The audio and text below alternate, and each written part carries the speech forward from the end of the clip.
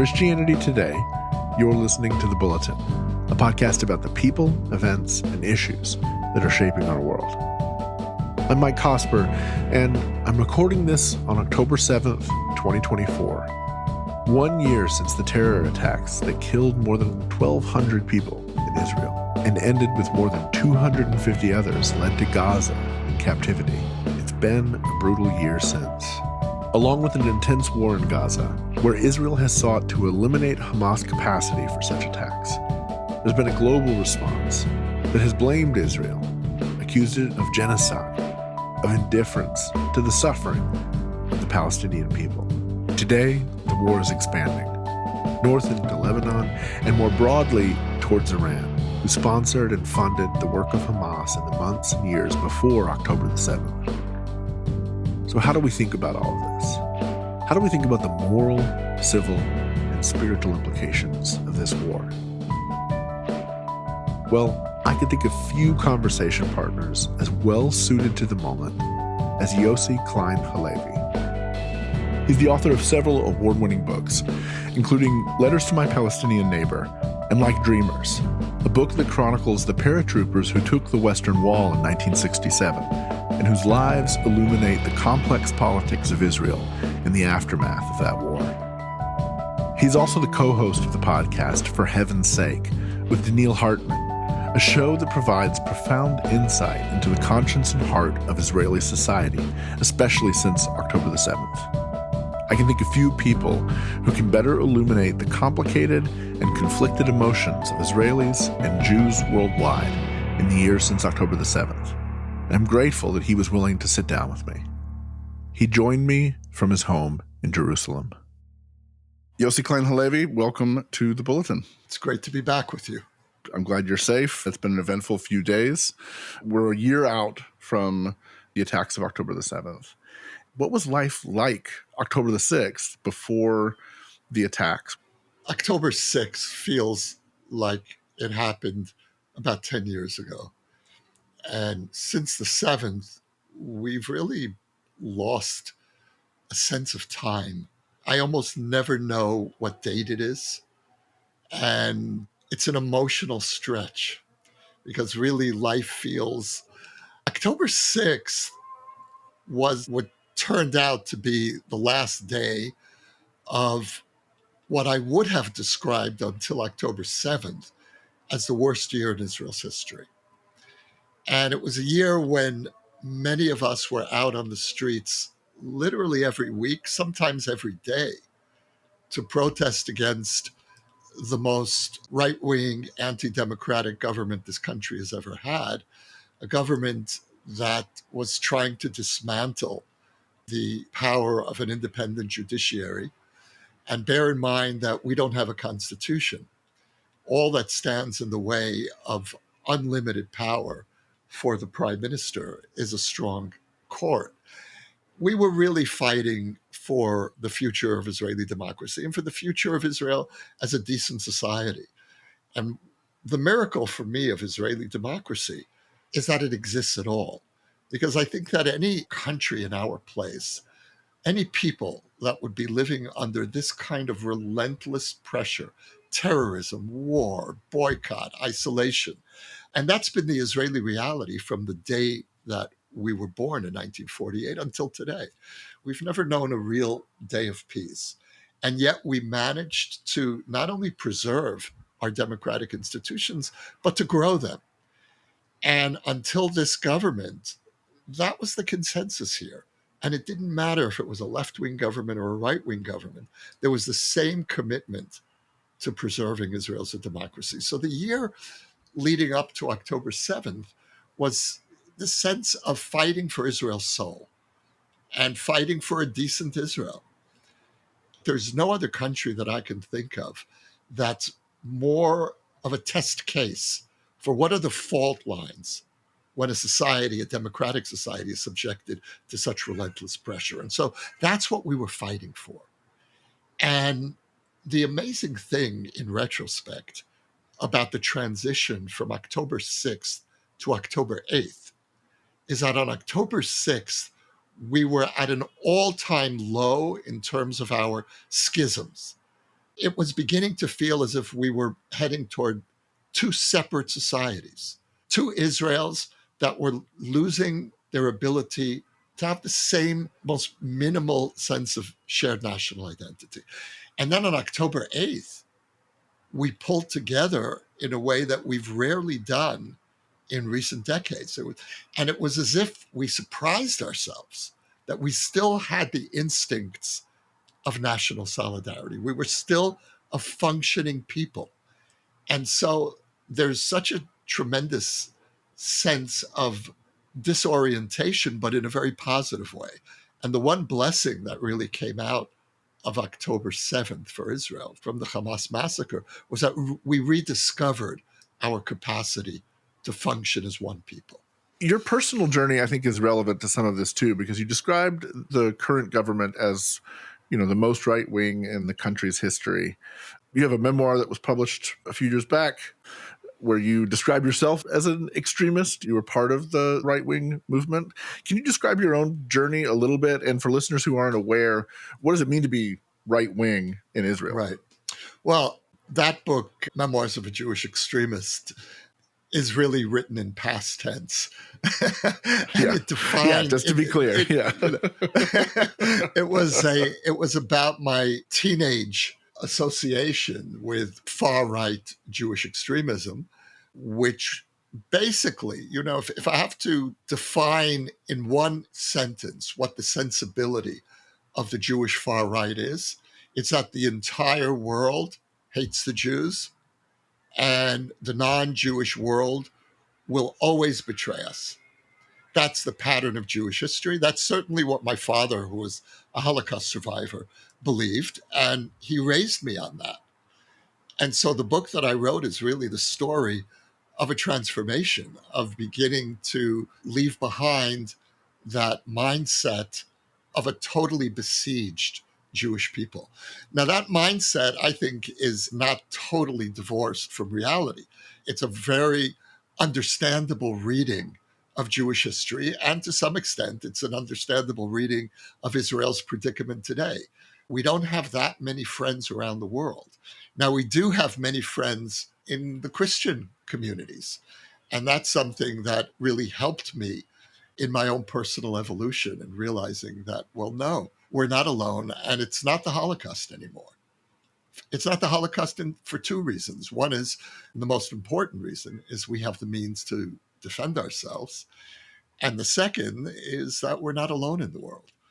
So the transition for me from the Jewish far right, and I was really a gradual and very gradual realization that growing up as an American Jew with a sovereign Jewish state as my backup meant that my situation was fundamentally different from my father's. My father's generation, the generation of the Holocaust, were the least fortunate Jews in history. And my generation was the most fortunate in history. And so my transition to someone who's very involved, has been involved for years with interfaith dialogue, who believes that Israel needs to maintain its moral credibility in the world. And we need to make sure that we take the concerns of our friends abroad seriously. When they have questions about our conduct, we shouldn't be dismissing those challenges as hostility, but as really concern for the Jewish people and concern for the moral integrity of this 4,000-year Jewish story. So that's something of my journey. Where were you on October the 7th, and how did that day unfold for you? I don't even remember where I was. I imagine I was home, and it was a holiday, a Jewish holiday. Ordinarily, as an observant Jew, one doesn't use electricity on the Sabbath and on holidays. I would call it a fast day from modernity. It's not a literal fast day. It's more like a feast. Jewish holidays are feasts. But in terms of using electricity, and you pull back from the intensity of the modern world. But on October 7th, I was glued to the news. And there was no holiday. It was completely disrupted. And the news filtered through the day in increasingly incomprehensible ways. Is it really possible that Hamas broke through our border? Where was the army? And then as the day went on, where is the army? Why isn't the army simply destroying the invading force? Why is the army in disarray? Where's the government? This is something we've never experienced before. And bear in mind that we are a nation that in 1976 sent commandos halfway across Africa to rescue 100 Israelis who were hijacked at Entebbe airport. One of the great rescues, not only in Jewish history, but I think in world history. And yet we couldn't save 1,200 of our fellow Israelis who were being slaughtered within the sovereign borders of a Jewish state. And so these are the shocks that we haven't begun to absorb. When I speak about this now, I'm back on October 7th. I feel like this sense of incredulity. How is this possible? Where is the IDF? And in light of what we've experienced of the IDF's capabilities in the last couple of weeks in the north, with Hezbollah in Lebanon and with Iran, that question has even greater urgency.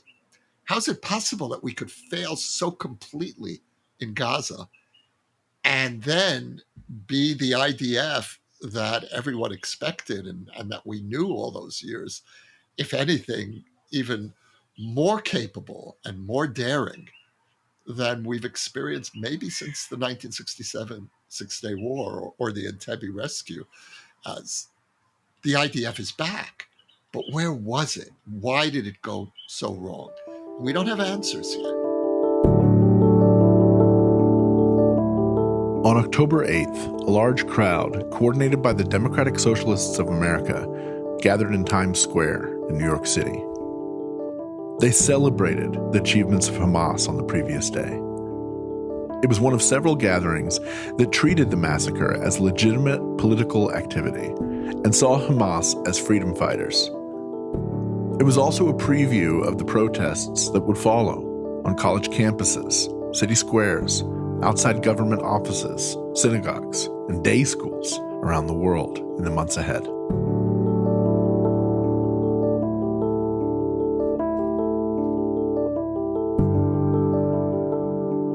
I think that the shock of October 8th, in terms of the reaction around the world, especially within the progressive world, was the shamelessness of it.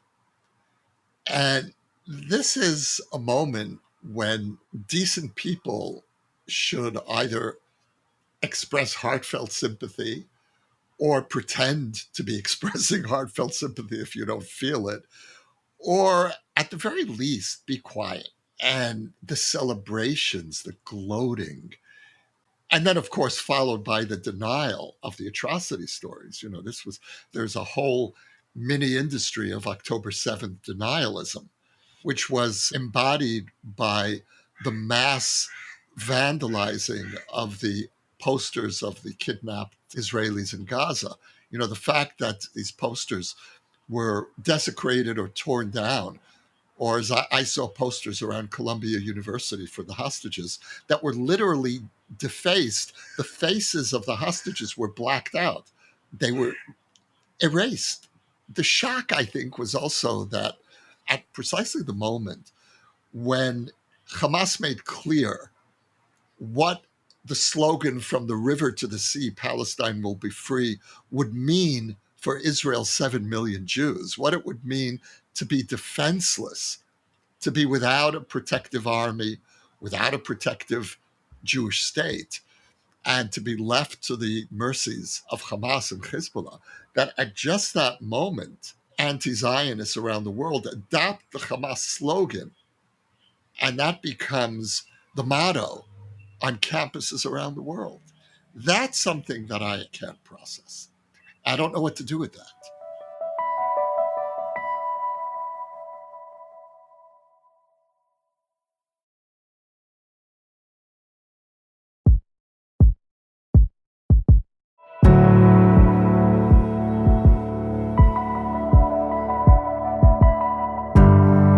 many ways, this year has been demoralizing for Jews and Israelis. But as Yossi sees it, a certain amount of hope remains. There's still some solidarity to be found with both worldwide Jewry and with Christians and other allies that are sympathetic to the Jewish state. But hope and optimism don't come easily.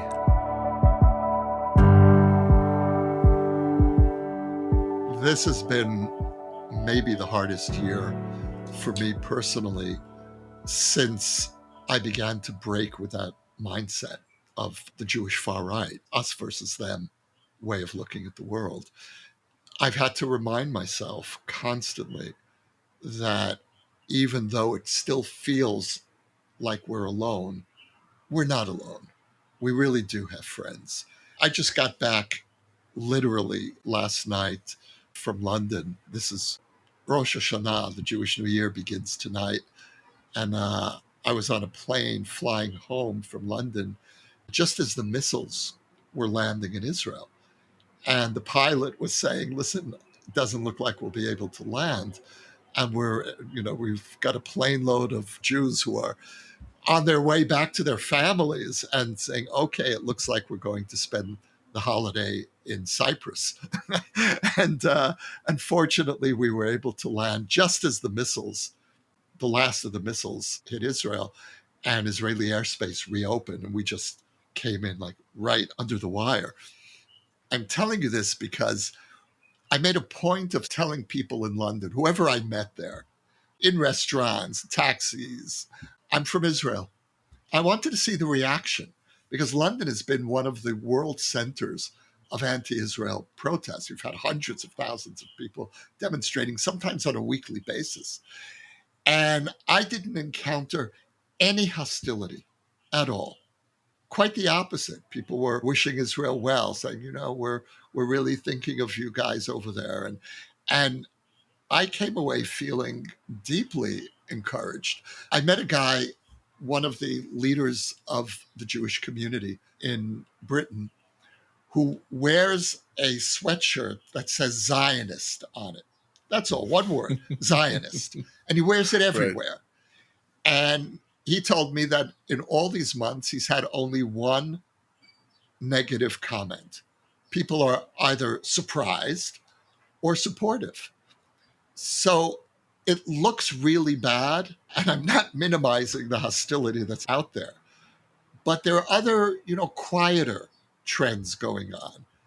And I think that there are many people around the world who understand that this is not Israel against the Palestinians.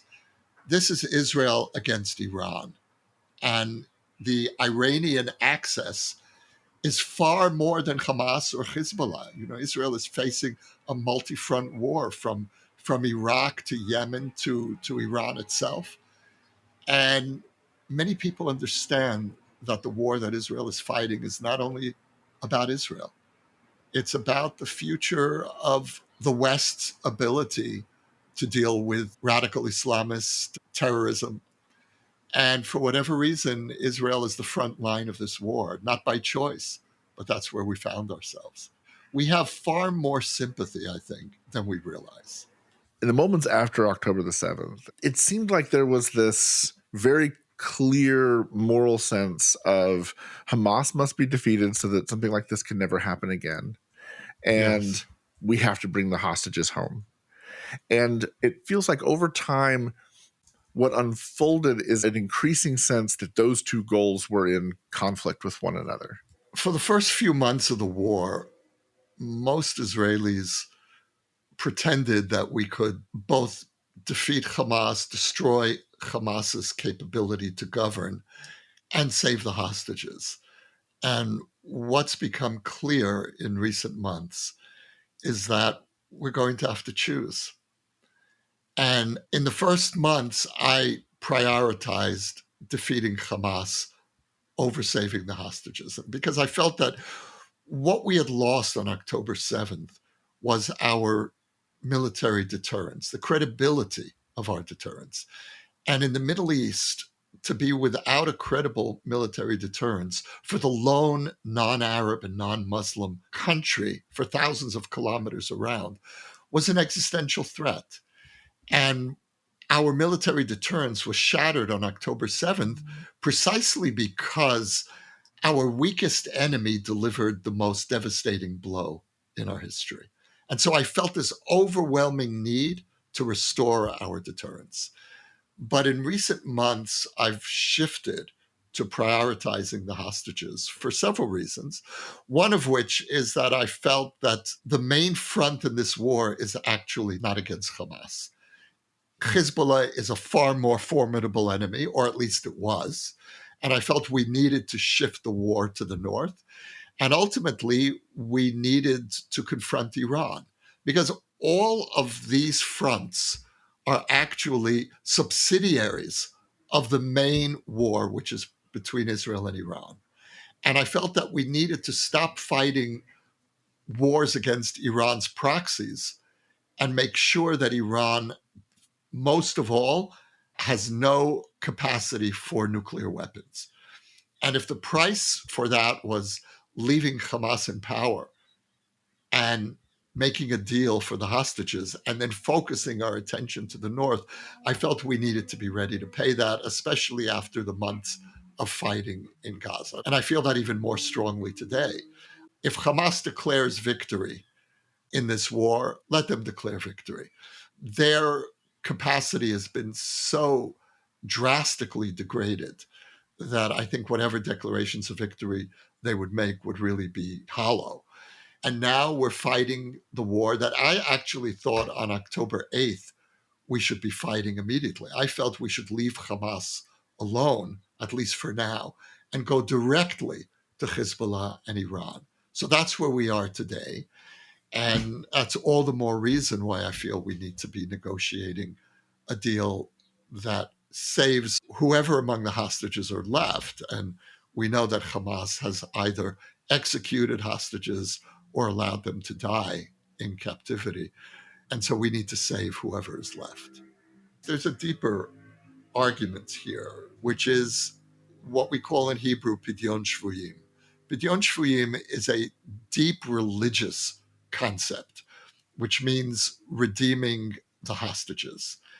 And the Jews are a strange people because we're simultaneously a religion and a people. And we function very deeply, and in some ways, even primarily, as a people. And peoplehood in Judaism is a religious category, it's a religious value. Protecting and preserving and maintaining the well being of the Jewish people is a religious imperative in Judaism. And so, Pidyon Shvuyim, saving fellow Jews who have fallen into captivity, has really defined Jewish solidarity for thousands of years. And Israel absorbed that commitment of Pidyon Shvuyim into its national ethos. We don't leave anyone behind on the battlefield. That's a primary commitment for the IDF.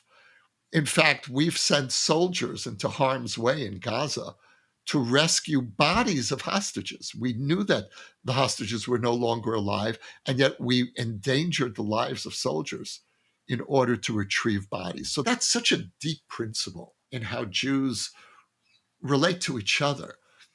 And to allow hostages to die rather than to prioritize their release through very painful concessions and negotiations is antithetical to how we think of ourselves as a people. We take care of each other. And to let hostages die in captivity, if that happens, if we don't save whoever we can save, something very deep in the Israeli psyche will be broken. And I worry for an Israel that doesn't do everything it can to bring the hostages home. One of the things that surprised me in the aftermath of October the 7th was how quickly people interpreted the events of the 7th to say, well, this is all terrible, Hamas has to be defeated, and obviously part of the conclusion of whatever war comes needs to be a Palestinian state. And again, as an outside observer, I look for the logic in that. And that also just feels sort of a moral inversion. Like how do you say on the other side of a massacre that the solution is to give sovereignty to the bodies that did the massacre, empowered the government that did the massacre, cheered on the government that did the massacre from a distance, refused to condemn the massacre from the West Bank. In your book, you're very careful to say part of what drives this conflict for so long is that it's a collision of two just causes with very different stories that push against each other as a result. So how have you processed that in the past year? It's a great question. What I was struggling with immediately after October 7th was the reaction in the West that said, yes, this massacre is terrible. And yes, of course, Israel has the right to defend itself within limits. But let's remember the wider context, and let's remember the occupation, and that October 7th, however wrong, was still an understandable reaction of a desperate people against occupation and injustice. And what that reaction missed was that Hamas is not about ending the occupation. Hamas doesn't care about the occupation.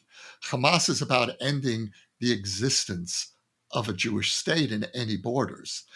And the telltale proof of that was that Hamas described the Jewish communities that it had taken over on October 7th as settlements. And these were communities within Israel's internationally recognized borders. But for Hamas, there is no legitimacy to Israel in any borders. Tel Aviv is a settlement for Hamas. And so even if Israel had created a Palestinian state in the West Bank, Hamas would have attacked anyway on October 7th if it had the capability to do so. And so that was something that Israel's critics missed completely. And, there's a continuum, a spectrum of criticism of Israel. There are those who took this position that I just laid out, which is, yes, Israel has the right to defend itself, but let's remember that Israel isn't really in the right here, and Israel brought this on itself. Then you have the next level of criticism, which moves from the position that Israel has the right to defend itself to saying, no, Israel really, this is an unjust war in its essence. And then you have the final position that says not only is this an unjust war, but Israel's existence is illegitimate. And we saw the very quick way in which criticism of Israel, criticism of the war, transitioned from criticism of the legitimacy of the war to the legitimacy of Israel's existence. And that's something that really played out very quickly on October 7th and the immediate aftermath. In terms of the Palestinian state, you can't really speak about a two-state solution in Israel today for the reasons that you cited. You don't reward an atrocity by saying, okay, now we're going to empower the Palestinian people, which largely cheered and celebrated October 7th, and then went into denial mode that, no, October 7th never happened. And you hear that in Palestinian discourse regularly. As you know, I'm part of that Israeli camp that believed and still believes in principle that we need a two-state solution. And I believe that, first of all, for Israel's sake. I don't believe that occupying another people as a permanent part of our reality can be positive for Israel in any way. I believe very deeply that the Jewish people didn't come home in order to deny another people their sense of home. So that's my starting position. But after October 7th, you have to be insane as an Israeli to conclude that, okay, now we need to create a Palestinian state. Now, I'm speaking to you from my study. I live at the very edge of Jerusalem, literally the last row of houses in Jerusalem. And I'm looking out right now onto a Palestinian village on the next hill. The West Bank begins outside my porch. And the security wall, what Israelis call the security barrier, Palestinians call the apartheid wall, it's right outside of my porch. And the thought of a Palestinian state being created on the next hill and putting me and my family in the position of the Jewish communities on the Gaza border who are overrun on October 7th is the ultimate nightmare. And so my immediate takeaway from October 7th is we can't risk it, not anytime soon. But I have another takeaway from October 7th, which is that the massacre vindicated Israeli Prime Minister Ariel Sharon, who withdrew from Gaza in 2005. He pulled out all the settlements, all the army bases, and left Gaza for the Palestinians. And the reason that October 7th vindicates Sharon is because imagine if we were still controlling Gaza. How do you create one state with Gaza and Israel? We can't possibly share this land together. And so we need a two-state solution. Ultimately, that's the only viable solution for Israelis and Palestinians. If we were to live together in one state, it would mean either Israel dominates the Palestinians and the Palestinians have no rights, or the Palestinians dominate Israelis and we have no rights, or probably more realistically, we won't even be able to live under Palestinian occupation. It'll be untenable. We'll be living with the reality of October 7th every day. And so my deeper takeaway is that no, we can't continue the occupation. But I think it's important to emphasize just how awful Israel's options are. There are no good options for Israel. This is not a question of land for peace. Give up territory and you'll live happily ever after. No.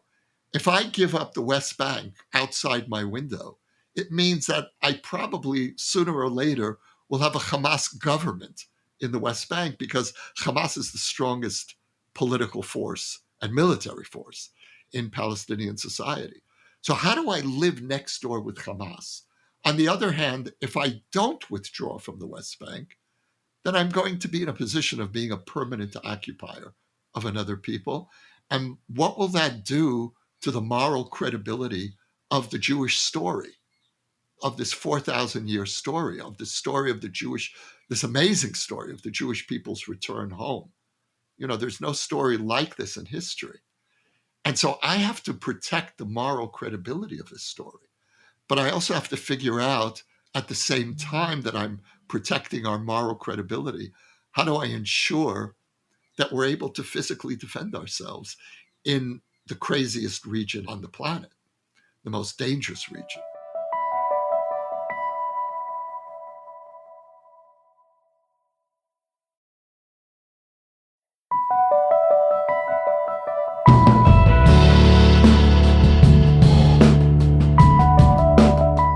For many observers, the conflict seems intractable.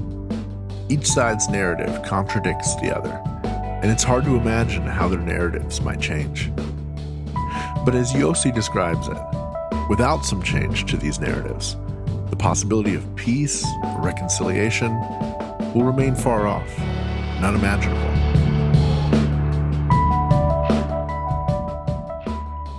So, how do we extricate ourselves from this pathological situation where each side justifiably sees the other as the embodiment of its worst historical nightmares? You know, when we look at Hamas, what we see are thousands of years of enemies who tried to destroy the Jewish people. And this is the latest incarnation of that. You know, we have this terrible verse that we recite at the Passover Seder, which is the main ritual where families get together. And we recite the Haggadah, which is the main text of the Passover Seder. And there's a verse in there that says, in every generation, there arise those who seek to destroy us. And so you have an October 7th, and that just fits into the pattern. But what do you do with the fact that the Palestinians argue that we are the latest enemy to threaten the Arab world. We're the latest wave of colonialism. So each side sees the other as the latest incarnation of its historical nightmares.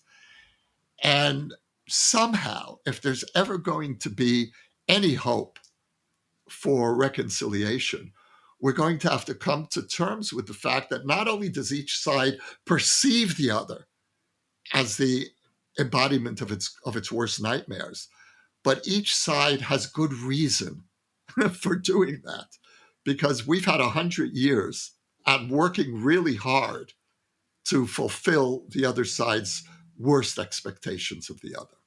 My friend Rabbi Yehiel Pupko says our that mutual friend.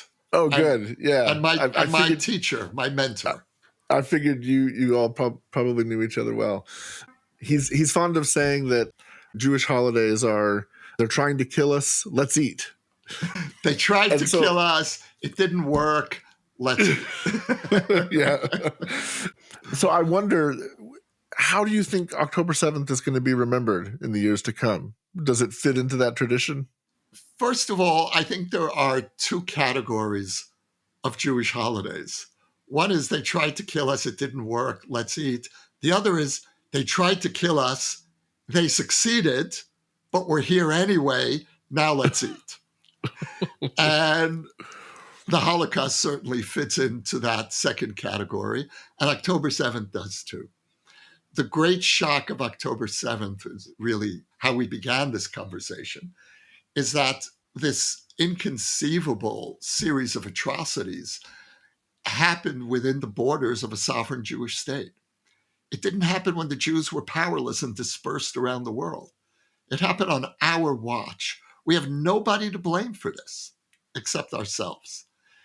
And so I sense that long after the war with Hamas is over, long after Hamas disappears from history, and I've no doubt that they will go the way of all the other enemies of the Jewish people, all of those genocidal enemies who tried and failed. Long after Hamas is gone, we're going to have the memory of how we betrayed ourselves, how we failed our fellow citizens, how we abandoned them to slaughter.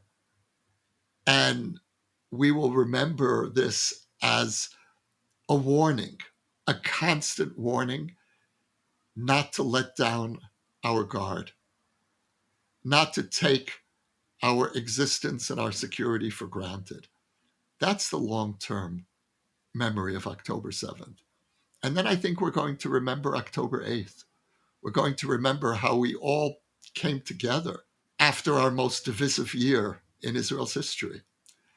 And we pulled together, we put our profound disagreements aside. We didn't forget them, they're still there, but we managed to prove to ourselves that we're still capable of acting as one people. So I think that we're going to have October 7th as one disastrous warning, one model, and October 8th as the comfort. And, in Jewish memory, and certainly the way we observe our holidays, there's always this tension between, the slavery of Egypt and the Exodus. There's always the tension of there's the Holocaust, and then there's the creation of the State of Israel 3 years later. And so the tension here will be between October 7th and October 8th.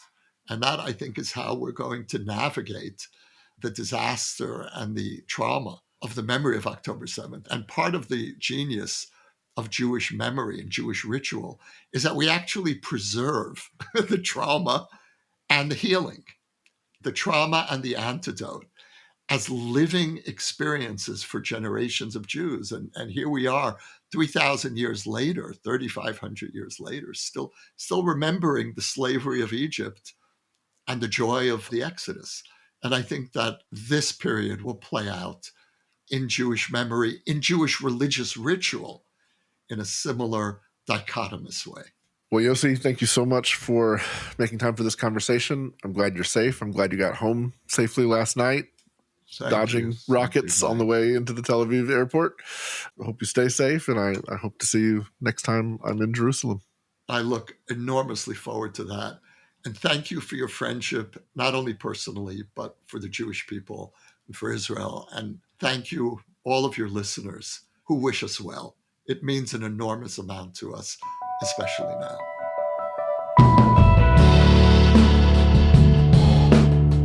Here at the Bulletin, we try to bring you stories and perspectives that you can't get anywhere else.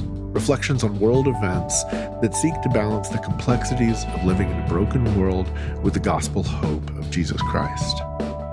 For more of our coverage of the Israel-Hamas war, be sure to check out our special mini-series, Promised Land. You'll find a link to it in our show notes. Thanks for listening. We'll see you next time.